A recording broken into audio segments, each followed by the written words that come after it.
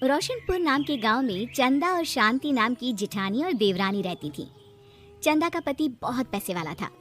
उनके पास किसी भी चीज की कोई कमी नहीं थी और उसके विपरीत शांति का पति बहुत ही गरीब और नशेड़ी था। शांति चंदा के घर में काम करके अपना घर चलाती थी। भाभी, घर पर खाने के लिए कुछ भी नहीं है। अगर आप थोड़ा खाना दे पाए तो बहुत मेहरबानी होगी। मुझे जो भी पैसे मिलते हैं वो तो आपके देवर नशे में उड़ा देते हैं। ये तुम लोगों का ना रोज रोज का ड्रामा हो गया है। अब देवर जी कमाते नहीं है तो मैं क्या करूं? तुम्हारा पति तो तुम्हारी सारी कमाई दारू में उड़ा देता है। रहने दो भूखा उसे। अरे ऐसे मत बोलिए भाभी, आप तो जानती ही हैं कि वो मन के कितने साफ हैं, पर इस बेरोजगारी के कारण उन्हें दारू पीने की लत लग गई है। अरे अपना ये रोना गाना बाद में कर लेना, पहले काम निपटा ले घर का।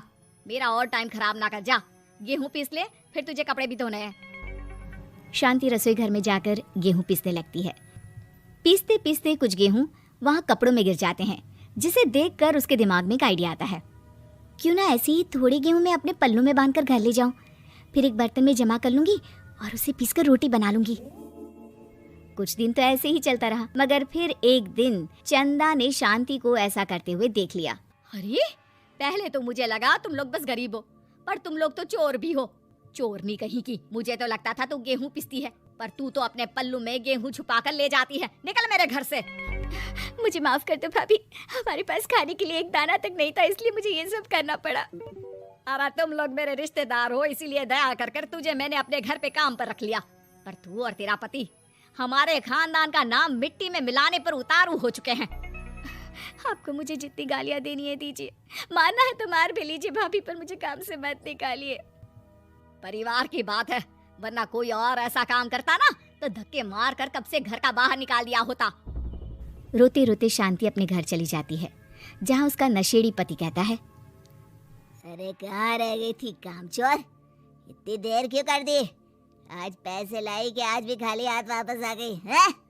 अपने हाथ दिखा। जरूर पैसे छुपा लिए ताकि मैं दारू ना पी पाऊँ। नहीं जी, मैं आपसे क्यों छुपाऊंगी, और अभी आप दारू पीने की बात कर रहे हैं, उसी कारण तो आज हम लोगों की ये हालत हो गई है। किसी काम की नहीं है तू, बिना मार खाए समझेगी नहीं।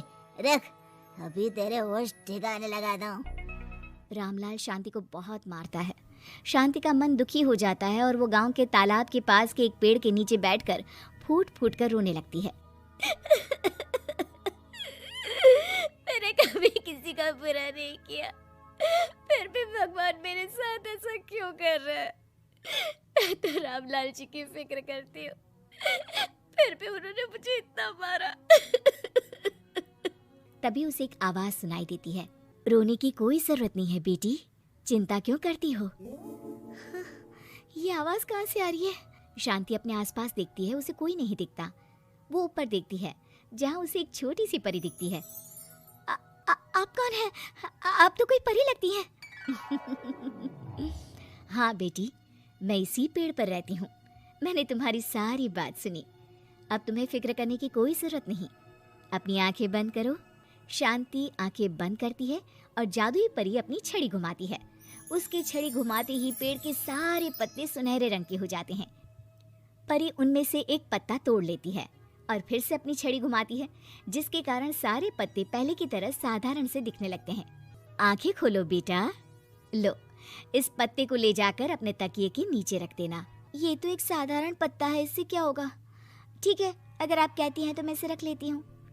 शांति उस पत्ते को लेकर अपने घर जाती है और अपने कमरे में तकिए के नीचे रखकर सो जाती है। सपने में उसे वही पेड़ वाली जादुई परी दिखाई देती है। बोलो शांति, क्या चाहिए तुम्हें? मैं चाहती हूँ हम बहुत अमीर हो जाए और मेरे पति नशा करना छोड़ दें, उन्हें कोई काम भी मिल जाए। कल जब तुम सुबह नींद से जागोगी, तुम्हारी इच्छा पूरी हो गई होगी। अगली सुबह शांति नींद से जागती है, अपने आसपास का नजारा देखकर चौंक जाती है। उसके बिस्तर पर चारों तरफ सोने चांदी रखे हुए थे। हे भगवान, कहीं मैं सपना तो नहीं देख रही? इतना सारा सोना, वो भी मुझ गरीब के पास। रामलाल जी को बताती हूँ, वो बहुत खुश होंगे। शांति जैसे ही कमरे के बाहर जाती है, वो देखती है कि रामलाल सूट बूट पहने काम के लिए बाहर जा रहा होता है। मुझे शहर में एक नौकरी मिल गई है शांति, मुझे आने में देर हो जाएगी, घर का ध्यान रखना। और इस तरह शांति बहुत अच्छा जीवन बिताने लगती है। उसके पास अब किसी भी चीज की कमी नहीं रह जाती। रातों रात शांति के पास आए इतने पैसों को देखकर उसकी जिठानी उससे पूछती है, अरे क्यों रे शांति, कहीं बड़ा हाथ मारा है क्या? अचानक तुम लोगों के पास इतना पैसा कैसे आ गया? नहीं नहीं भाभी, ये सब तो जादुई परी के दिए हुए पत्ते का कमाल है। शांति जादुई पत्ते के बारे में सारी बात चंदा को बताती है, जिसे सुनकर चंदा के मन में लालच आ जाता है और वो झूठ मूठ रोते हुए उसी पेड़ के नीचे जाती है जहाँ उसकी रोने की आवाज सुनकर जादुई परी कहती है, क्या हुआ बेटा, क्यों रो रही हो? मैं बहुत गरीब हूँ, मेरे पति मुझे बहुत मारते हैं, अब मैं जीना नहीं चाहती। चिंता मत करो बेटा, अपनी आंखें बंद करो। जादुई परी चंदा को भी उसी पेड़ का एक पत्ता देती है और तकिए के नीचे रखने को कहती है। चंदा उस पत्ते को लाकर अपने तकिए के नीचे रख लेती है और अगली सुबह जब उठती है तो उसके कमरे में चारों तरफ सांप बिच्छू रहते हैं। अरे बचाओ बचाओ, कोई मुझे बचाओ, ये कैसा पत्ता है जिसे लाने के बाद उस गरीब शांति के पास तो इतना सारा सोना आ गया और मेरे चारों तरफ ये सांप बिच्छू, अरे कोई बचाओ। चंदा अपनी जान बचाती हुई शांति के पास जाती है।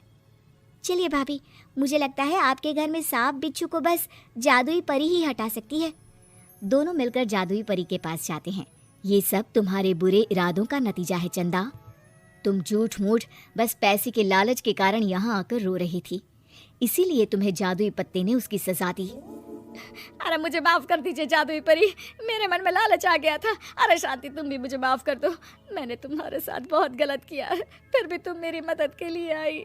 चंदा को अपनी गलती का एहसास हो जाता है, इसलिए जादुई परी उसके घर से सारे सांप बिच्छू को गायब कर देती है। चंदा और शांति आपस में